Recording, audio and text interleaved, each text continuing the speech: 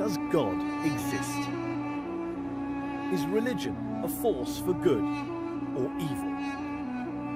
Can religion and science go hand in hand? To find some answers, I've come to Oxford, home to the oldest university in the English-speaking world and the place where I studied as an undergraduate. One of the jewels in the city's crown is the Oxford Union, the debating chamber that's witnessed such legendary orators as Winston Churchill, Benazir Bhutto and, of course, Kermit the Frog. I've come back to the Union today to sit down with the world's most famous atheist, Professor Richard Dawkins, to put faith on trial and to ask, is religion evil?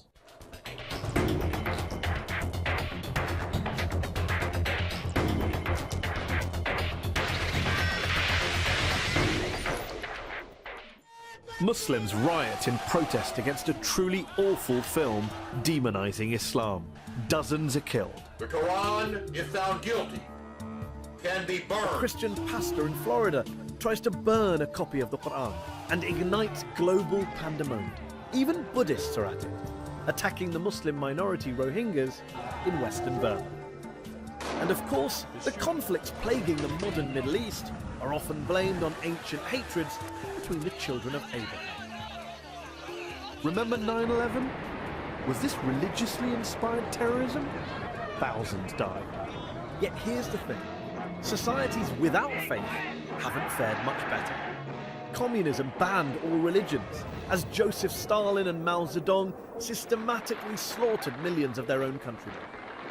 Is science any better? Since Galileo and Darwin, scientists have sought to stamp out ignorance and unravel the mysteries of the universe.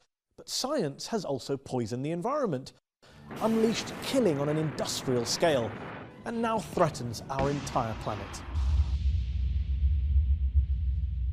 My guest today, however, stands firmly on the side of science and has provoked controversy with his attacks on religion. Ladies and gentlemen, Professor Richard Dawkins. One of the most prolific thinkers of his generation, he shot to fame in the 1970s with his research into genetics, and his book, The Selfish Gene, transformed evolutionary biology. His most famous work, The God Delusion, sold millions of copies and has been translated into more than 30 languages. Richard, thanks so much for joining us here on Al Jazeera. Before we go any further, I just want to check something. Are you an atheist? For all practical purposes, yes. Nobody can actually say for certain that anything doesn't exist. But I'm an atheist in the same way as I'm an a-leprechaunist and an a-fairyist and an a-pink unicornist. So you're not 100% sure God doesn't exist, but you're sure enough to make it practically... I'm as sure as you are sure that fairies and leprechauns don't exist. And do you see an equivalence between the idea of God and the idea of a fairy and a leprechaun? The evidence for both is equally poor. You say in The God Delusion, one of my favourite sentences that jumps out of the page, that the God of the Old Testament is a petty, unjust, unforgiving control freak, a vindictive, bloodthirsty ethnic cleanser, a misogynistic, homophobic, racist, infanticidal, genocidal, filicidal, pestilential, megalomaniacal, sadomasochistic, capricious, malevolent bully. As a piece of rhetoric, superb. But do you really believe that? Congratulations on getting megalomaniacal right, by the way. Most people fumble on that. Yes, if you've actually read the Old Testament, I think you would have to agree. It's hideous. It's an the God of the Old Testament who is a monster. But also the God of the Quran, the New Testament, the Hindu scripture? Well, the God of the Quran, I don't know so much about. The God of the New Testament is widely advertised as being a bit more gentle. And certainly, on the whole, he is. There are things about the New Testament that I find, in a way, almost more objectionable than the Old Testament. But the sheer horror of the character, I said he was the most unpleasant character in all fiction, because I regard it as fiction, of course. And yes, he is. I mean, he's jealous, he's vindictive, he's callous, he's cruel. And yet this is a God that is worshipped by, loved by, adored by, well, followed by millions, billions of people. I hope not. I hope that the God that is adored by millions of people is a grown-up kind of God who is no longer... I hope that most people who... The kind of people I would like to know who worship and admire him regard those stories as not literally true. Now, there are some who do regard them as literally true, and I suspect they either haven't read the Old Testament or they're not the kind of people I would wish to know, because you do not want to worship a character like that. By all means, worship some kind of great spirit of the universe, some kind of creative intelligence who created the universe, but don't worship this vile, vindictive monster of the Old Testament. Why throw around these sweeping statements about religion? Not the God of the Old Testament, but religion itself being evil. I mean, do you believe religion is evil? No. But you say plenty of times in this book that religion is evil. You said in a speech famously that I think a case can be made that faith is one of the world's great evils, comparable to the smallpox virus, but harder to eradicate. I do think that, yes. Because what I'm talking about there is faith, where faith means belief in something without evidence. Because if you believe something without evidence, then that justifies anything. You're no longer vulnerable to somebody coming back at you and saying, hang on a minute, let me argue the case.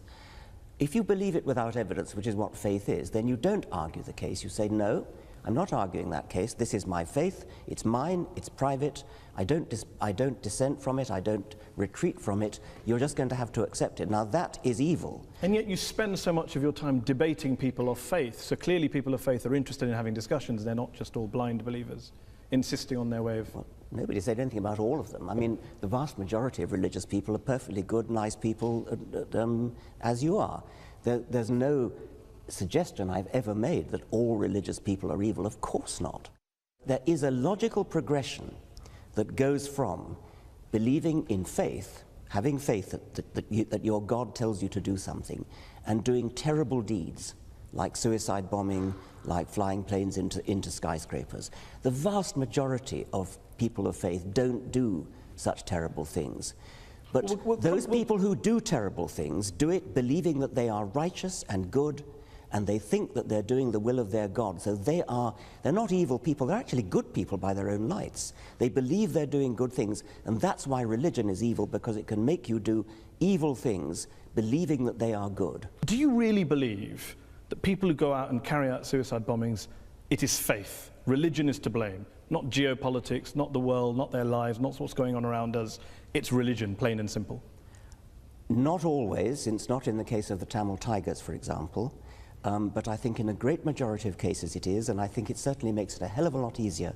The evidence is plain that in many Islamic suicide bombers, you talk to them, those who fail, you talk to them afterwards, they've got paradise on the brain. They're desperate to go to a martyr's heaven, and that's what they think about. Professor Robert Pape of the University of Chicago studied every known case of suicide terrorism, 315 cases, and he came to the conclusion that there's, quote, little connection between suicide terrorism and Islamic fundamentalism or any of the world's religions. The taproot of suicide terrorism, he says, is nationalism. It's about land, it's about power, it's about politics. It's not about faith. Faith is just a cover. What do you know that he doesn't know? Well, I've seen other evidence. There are different people say different things. I've seen plenty of testimonies of suicide bombers who have said precisely that they do it because they want a martyr's paradise. Do you include the 7/7 bombers in that case as well? Yes, I believe so. Have you watched their suicide videos? I'm not sure that I have, no. They talk about Afghanistan, they talk about Iraq, they talk about crusades, they talk about war between the West and the Muslim world, they talk about invading armies. I mean, there's a lot of real world stuff in there. I'm not saying, of course not, that faith doesn't play a role, but I'm just interested in this idea that you think faith is the issue. You said in a very famous column you wrote 4 days after 9/11 that this came from religion. There are enormously good reasons for people to take political action, and this we see in Northern Ireland, we see it in Afghanistan, we see it in Sri Lanka, where the Tamil Tigers operated. So yes, there are political reasons, but the promise of a martyr's heaven, which is, you cannot deny that this is part of Islamic doctrine. Martyrs go straight to paradise. Yes, but not terrorists, not murderers, not criminals. Well, they believe that because they're told it by their imams. But then what about the majority of the world's Muslim clerics and ulama who came out and condemned 9/11 straight Well, I'm afterwards? delighted they did, but they were pretty quiet about it. What about the argument that says human beings are prone to violence, they're prone to carrying out crimes against their fellow man?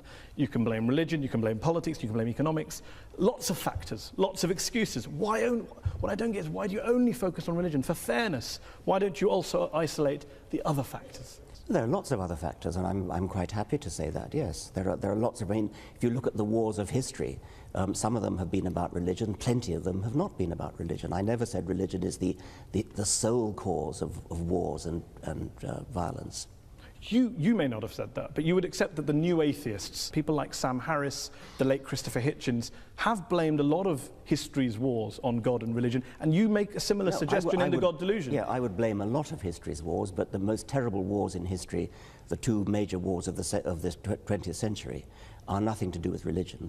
You accept that point? Yeah, of course. And the Cold War and Vietnam? Yes, I would, of course, yes. So when you have a situation where some of the world's worst crimes were carried out not by believers, how then does that square with your idea that it's religion that causes good people to do bad things, it's religion that's driving violence, your original statement against religion at the start of this? Dogmatic belief in something like religion or something like Marxism or something like Nazism, these are all, or indeed patriotism, I mean, my country, right or wrong, these are all pernicious beliefs which can drive people to do terrible things. And in the Second World War, Hitlerism was driven by racism, by a sort of sub-Wagnerian pagan religion which Hitler revived. Stalin's atrocities were motivated by a dogmatic belief in Marxism. And atheism. Stalin happened to be an atheist, but he was never motivated The specifically. Soviet Union was not based on scientific rationalism, on the elimination of religion and God? Stalin persecuted the church. Stalin persecuted just about everybody. Are you saying that the Soviet Union, the leaders of the Soviet Union, were not driven by a hatred of religion and a belief that science and human progress and materialism was the way forward? They believed that materialism, science, human progress, those are kind of there was a Marxist slant on those words, and they were hideously misused. Mao Zedong, when he invaded Tibet, told the Dalai Lama that religion is poison. The subtext to the late Christopher Hitchens' book was religion poisons everything. Can you blame people of religion for saying, hold on, we've heard these ideas before, that religion poisons everything and it leads in one direction?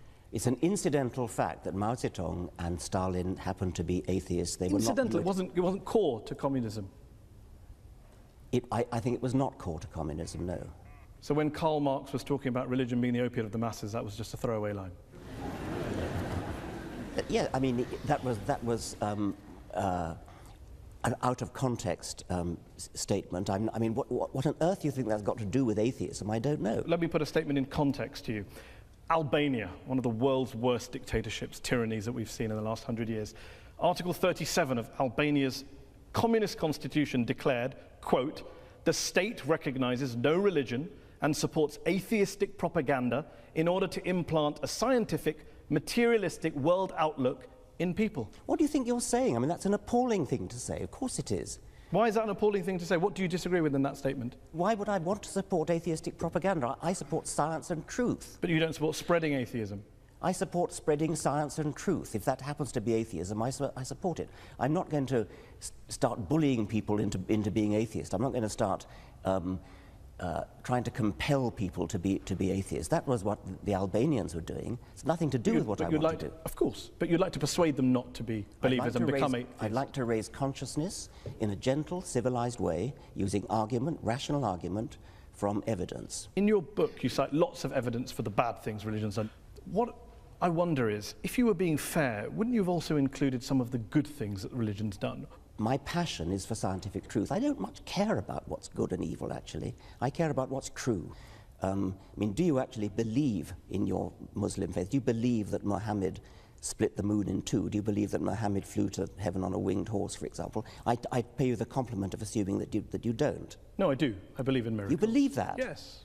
You believe that Muhammad went to heaven on a winged horse. Yes, I believe in God, I believe in miracles, I believe in revelation. I mean, the point here is that let's assume I'm wrong, Richard. I'm wrong. Let's. Let's assume I'm wrong. I'm wrong. I'm happy to concede that, Richard. I'm happy to concede it. I'm wrong. All religions are wrong. God does not exist. We're all mad. The issue is we exist.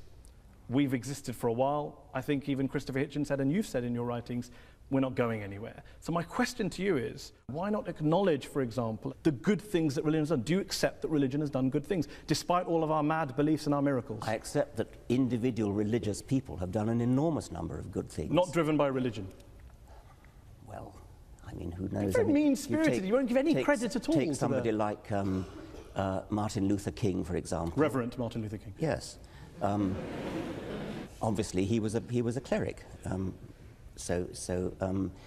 I imagine that fed into the good things that he did. Plenty of other things did. He was a great admirer of Gandhi, and he was a great admirer of non-violence. He was a brilliant and wonderful, great man. Would you disconnect MLK's non-violence and Gandhi's non-violence from their very strongly held religious beliefs? They didn't. Well, I think it's not a thing that I really care about, actually. I mean, I think they were... You do care about it, Richard. You're saying that people carry out violence in the name of God, and I cite you an example of very famous people who have done good and non-violence in the name of God, and you say, I'm not interested.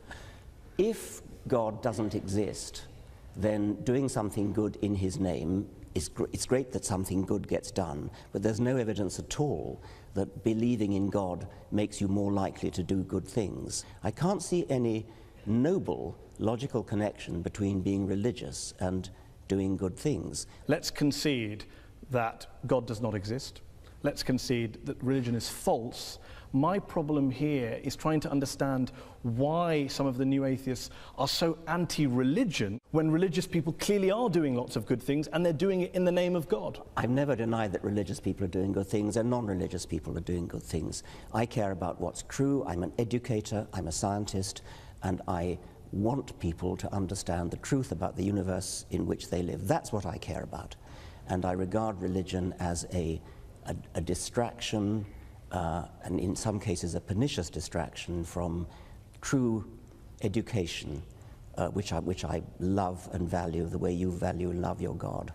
Can you not do both? Well, so long as they don't contradict each other. Richard. As long as they don't contradict each other. But if you actually believe Muhammad flew to heaven on a winged horse, that's an anti-scientific belief. And that could be wrong. But well, it is wrong. But that doesn't change. That doesn't change.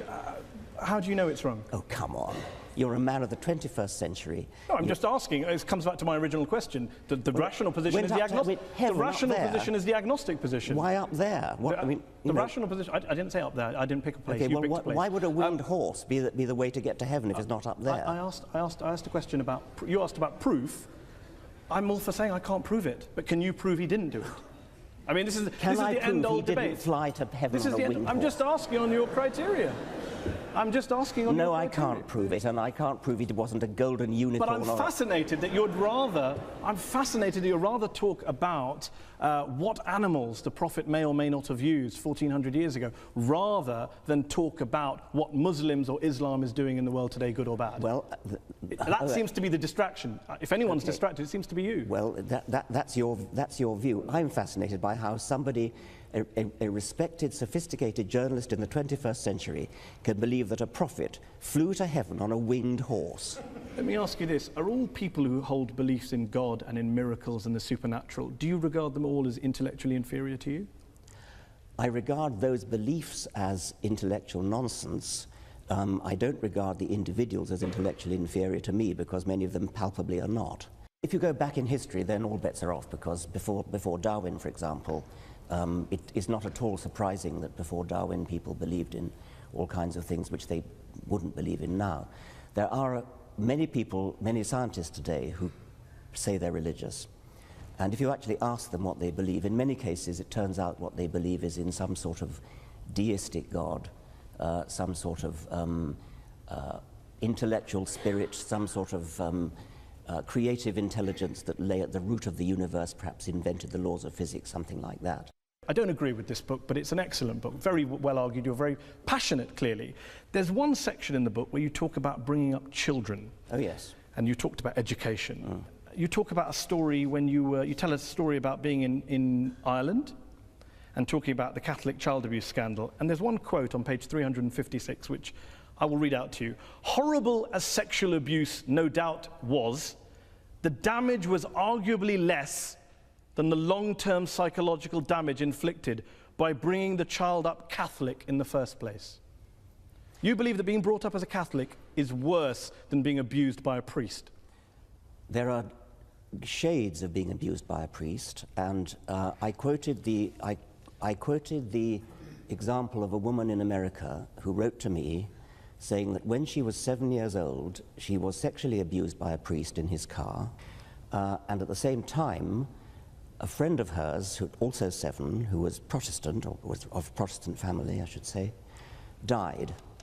And she was told that because her friend was Protestant, she had gone to hell and would be roasting in hell forever. And she told me that of those 2 abuses, she got over the physical abuse. It was yucky, but she got over it. But the mental abuse of being told about hell, she took years to get over. And with respect, Richard, you're an empiricist, you're a rationalist. One letter from one woman in America isn't really the basis to extrapolate and make such a sweeping conclusion. That is, of course, true. And I'm not basing it on that. It seems to me that telling children such that they really, really believe that people who sin are going to go to hell and roast forever, that your skin grows again when it peels off with burning. It seems to me to be intuitively entirely reasonable that that is a worse form of child abuse, that will give more nightmares, that will give more genuine distress, because they really believe it. If they don't believe it, it's not a problem, of course. You also say... Let me just... I mean, I've been put on the spot about this hellfire thing. We haven't really been put on the spot. In what sense have you been put on the spot? Well, I sense that you think it's somehow obvious that having a priest, if you're a small girl, having a priest put his hand... I would be very interested in asking the audience whether being told about heaven and hell as a child, being brought up as Catholic, is worse than being abused by a priest. Okay. Let's have a show of hands. Okay. Is it worse to be abused by a priest? And if you believe it's worse for a priest to abuse a child than to bring up your child Catholic, raise your hands. Are they both as bad as each other? Raise your hands. So we have a 3-way split in the audience. Let's finish this section with one last related subject on this question, a personal question from me. You talk about how to teach children that there is one God, or that God created the world in 6 days, that is child abuse. To even teach your children religion is child abuse. So, I have a daughter. I teach her about Islam and the horse. Am I guilty of child abuse? Do you teach her the world was created in 6 days? No, because Islam doesn't teach that, Richard. I'm delighted to hear that. I ask again, am I guilty of child abuse for teaching my child stories from the Quran? No, yes you're or no? Not. No. Good to know. Yeah. We are going to talk more about science, and we're going to go back to the audience to ask some questions to Professor Dawkins in part 2. We'll be back after the break.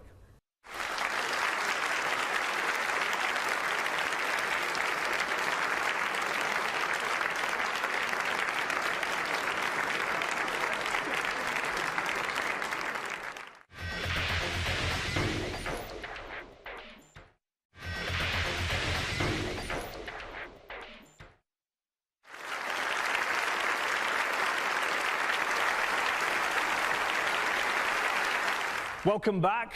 We're talking about religion and its impact on the world. Good, bad, evil.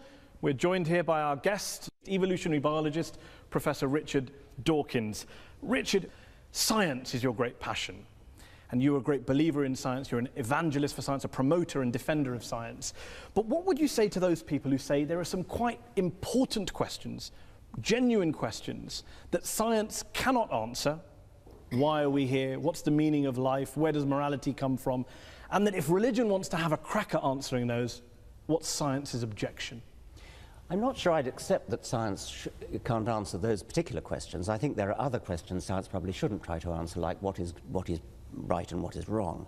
Those are questions that are not the immediate concern of science, but what's the meaning of life? Why is there anything? How did it all start? Those seem to me to be scientific questions, or potentially scientific questions. If there are some questions of that sort that science can never answer, then we should at least keep trying to answer them. And if science can't answer them, religion having a crack at answering them, if there's no reason to think that religion has any basis for an answer, then why would religion have a crack? Why would you bother to listen to religion having a crack at answering them? I mean, one thing I would say is there may be questions that science can't answer, like the origin of everything. But if science can't answer them, then religion certainly can't, and nothing else can either. Why? Why is it? It's either science or nothing.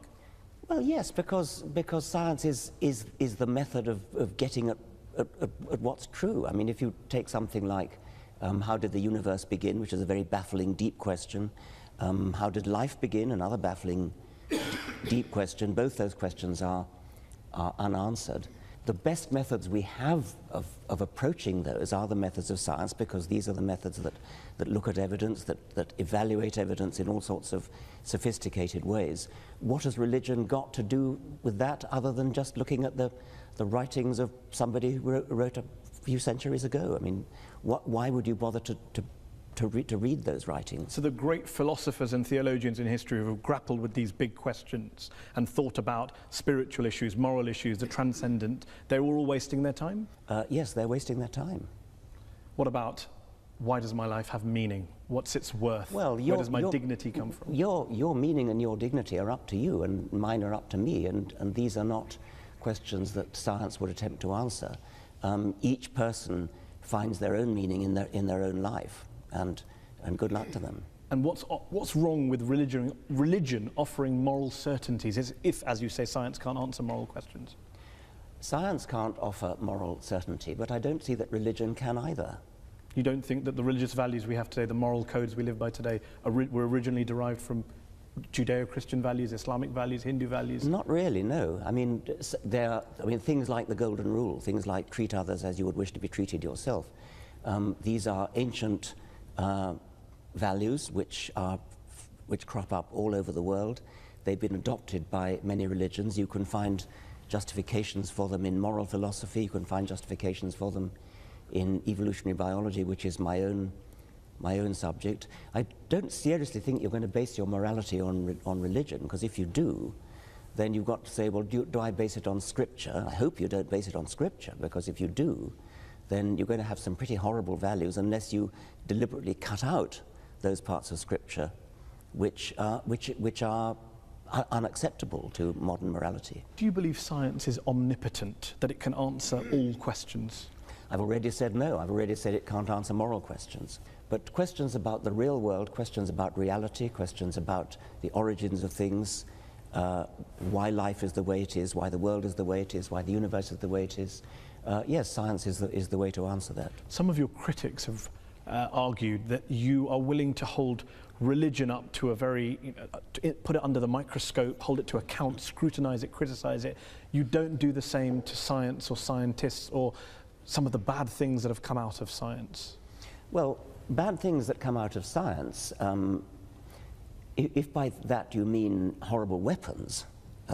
Nuclear weapons, yeah, gas chambers, nuclear eugenics. Weapons, yeah. These are terrible things which are technology that arises out of science, and it's certainly true that if you want to do terrible things with technology, with terrible weapons, for example, science is the best way to do it, because science is the best way to do anything.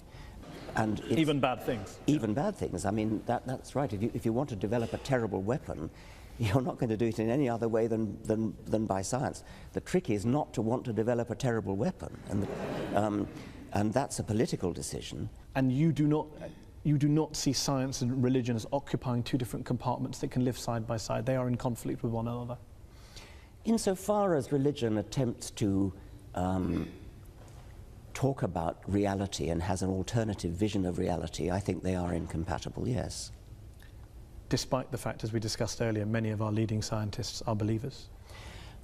I think it's baffling. I mean, what they in practice do is they leave their religion at the door when they go into the lab. and so they get on with their science. They say they don't. Well, I know they do, but, well, okay. Isn't it because religion answers all sorts of human needs and spiritual urges which science never can? Isn't that the real issue that you can't get away from? Religion may answer human needs. I mean, for example, if you're terrified of dying, religion may answer the need for comfort and consolation. Or if you miss a loved one who's died and you hope to see them one day in heaven, then religion answers a need. It doesn't make it true. And one last thing, and then we'll go to the audience. What do you say to those people who say, you talk a great deal about the power of science, the truth of science. You have people like Sam Harris who say morality can be determined by science. You have quite charismatic, forceful people going around the world proselytizing on behalf of science, that science is actually the new religion that you guys are pitching. I wouldn't say it's a new religion. I mean, it certainly does some of the things that religion traditionally has tried to do, like to answer the deep questions of existence. And it does that, and it does it successfully in a way that religion never has. But it isn't a religion because it's not based upon any holy books, it's not based upon faith, it's not based upon revelation, it's not based upon tradition, it's based upon evidence, and there's a huge difference. And anything that we do not have evidence for that's not scientifically testable, you would dismiss? Well, scientifically testable is putting the bar rather highly, but I do think that evidence is the only good reason to believe anything, yes. So love, beauty, aesthetics, metaphysics? No, I mean, those are obviously important questions, and if you ask some question like, how do you know that your wife loves you? It's from evidence. I mean, it's not scientifically testable evidence, but it's evidence. It's little looks in the eye, it's little catches in the voice. I mean, that is evidence. That's not just internal revelation. Okay, let's open it up to the audience. We've been talking about God, evil, war, terrorism, bringing up your children, living a good life, religion and happiness, science versus religion. Who would like to answer the first question? Yes, you?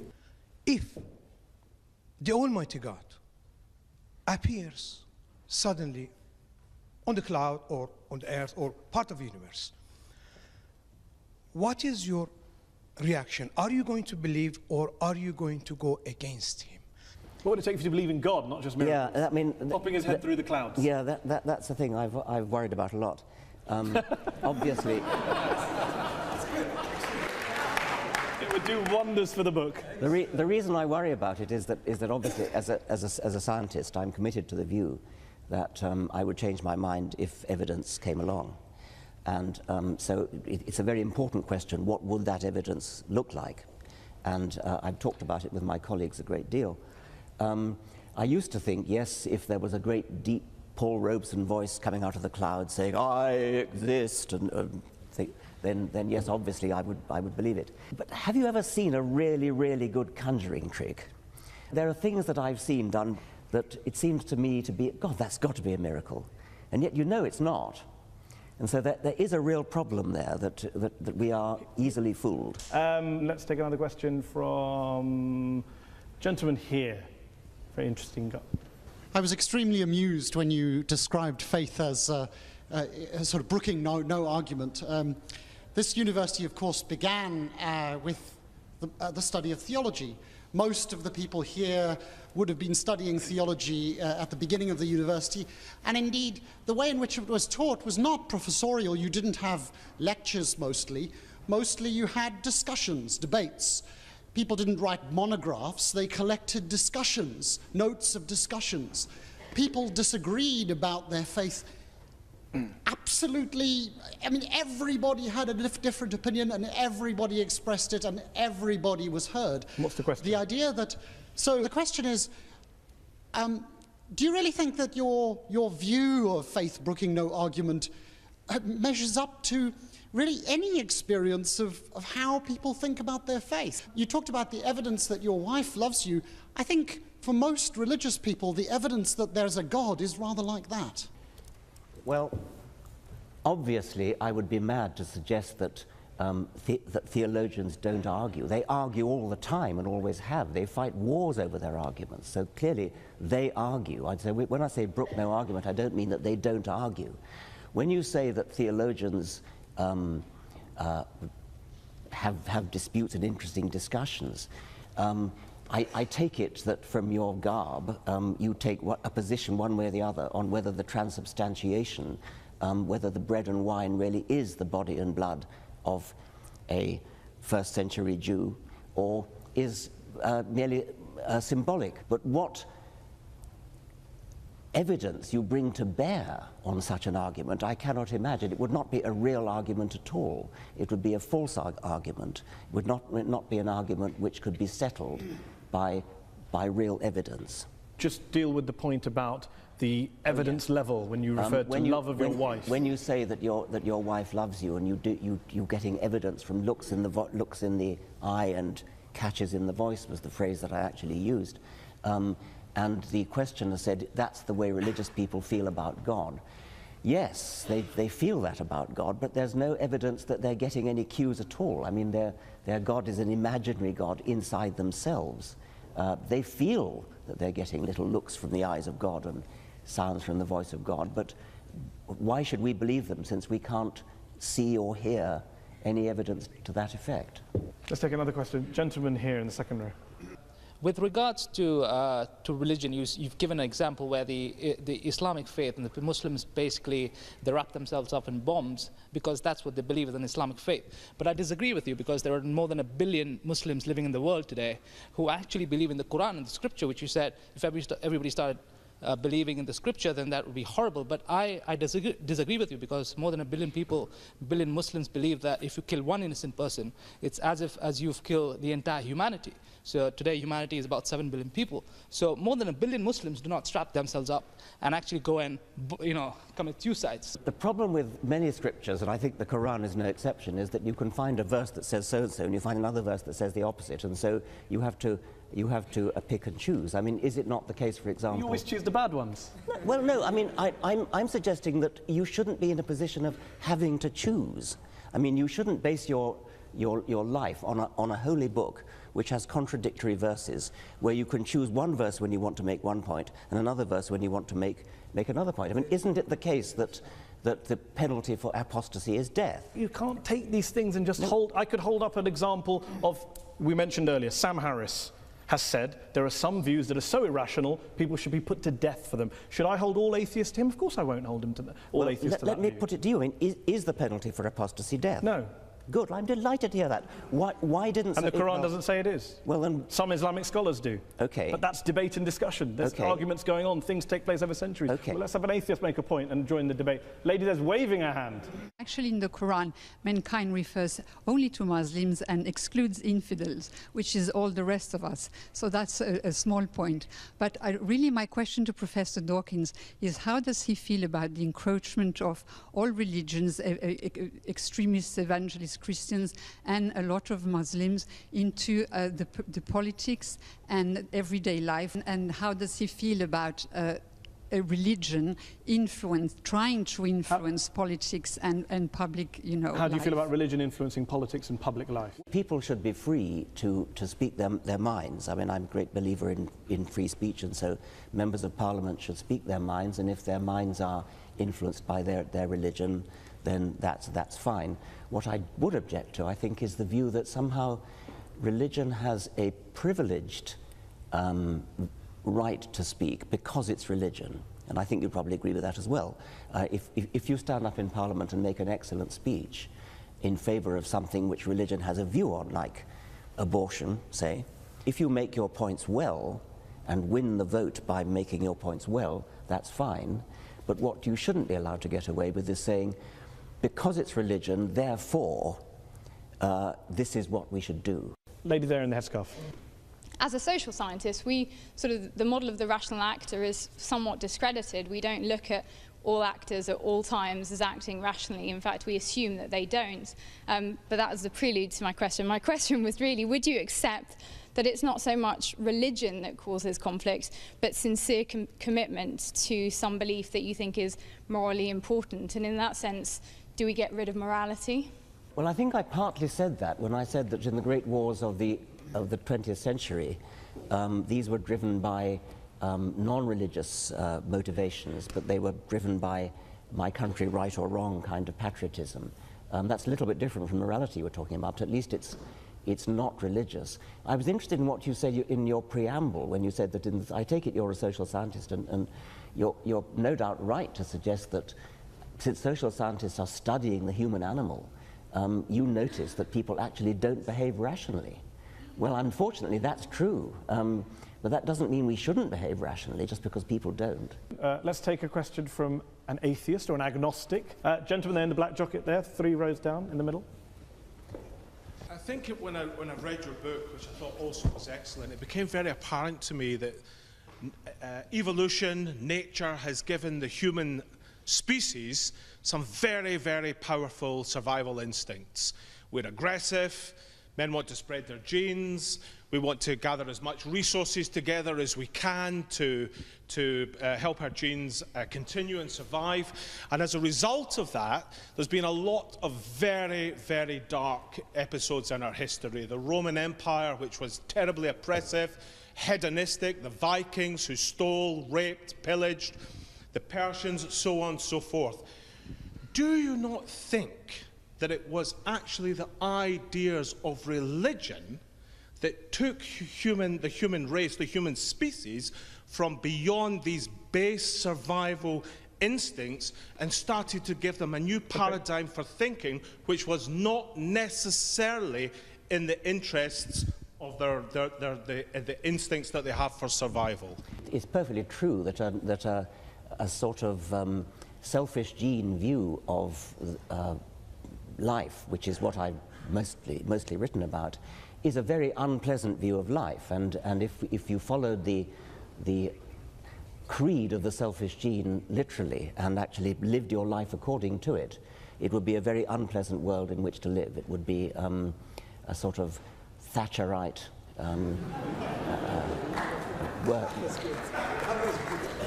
I mean, I've often said that while I'm a passionate Darwinian when it comes to explaining the way life is, I'm a passionate anti-Darwinian when it comes to organizing our lives. Would the world be a better place if religion disappeared tomorrow? Yes. Despite all the good things we discussed, that you recognise.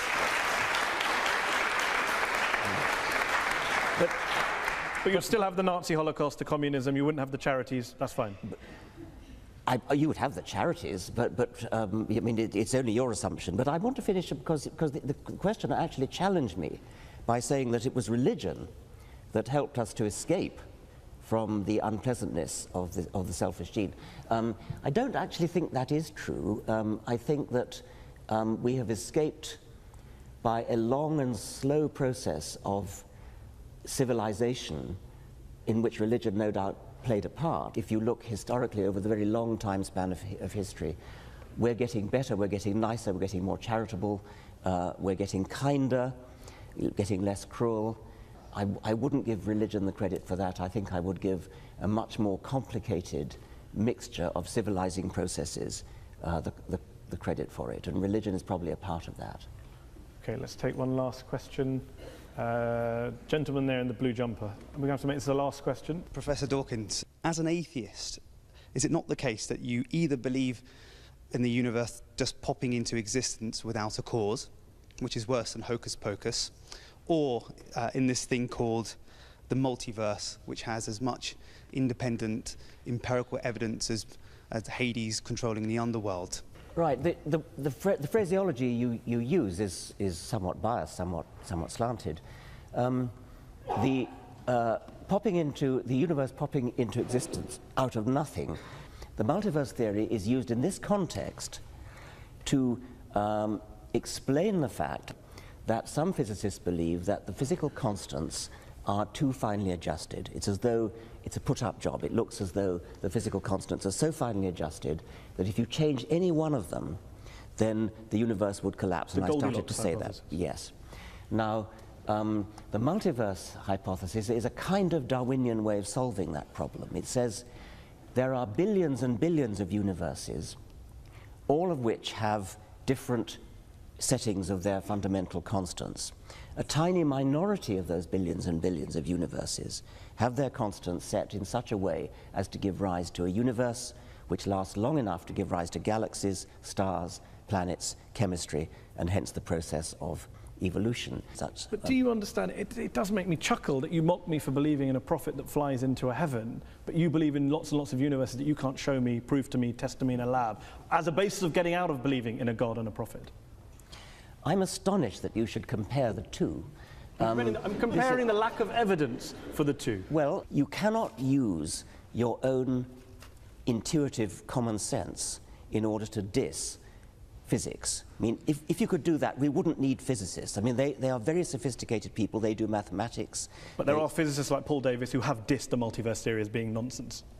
Well, Paul Davies would rather take the view that there's something mysterious in the origin of the universe, and that's another perfectly respectable physicist's view. Steven Weinberg, the Nobel Prize-winning physicist. It's respectable if a physicist holds a view about mystery in the universe, but not if anyone else holds it. If we're talking about the origin of the universe, that is a problem in physics, yes. Let's end with a couple of quick questions. If, as Christopher Hitchens, the late Christopher Hitchens wrote, religion is ineradicable, and as you put it, harder to get rid of than smallpox, doesn't this basically mean that whatever motivations you have, no matter how passionately you're driven and love for the truth, you are essentially wasting your time? I would never admit to wasting my time trying to propagate the truth, and I think I can claim a modicum of success with the people that I've read my books, the people who've attended my lectures. It's a doctrine of despair to say that we're stuck with religion for all eternity. The religions of ancient Greece and ancient Rome and the Vikings have all dead. Nobody believes in Jupiter or Thor anymore. And I have great hopes that the same is going to be true of the God of Abraham. And one last thing, there's a new book out from one of this country's well-known philosophers called Religion for Atheists, which makes the case that no matter how false religion is, no matter how imaginary God may be, there are some lessons, there are some institutions, there are some values that atheists could usefully borrow. I've heard that argument put. I've heard people say that humans do need some sort of rituals, and they need some sort of gathering places, meeting places. I can sort of see that. It's not a thing that interests me very much. I don't feel any great need for ritual. I don't feel any great need to fill the alleged vacuum that will be left when religion goes. I think there's plenty to fill it already. It's been a fantastic discussion. It's a pleasure to have had you here on Al Jazeera. Thank you all to the audience here in the Oxford Union Chamber, and thanks to you all at home for watching. Goodbye, and dare I say, God bless.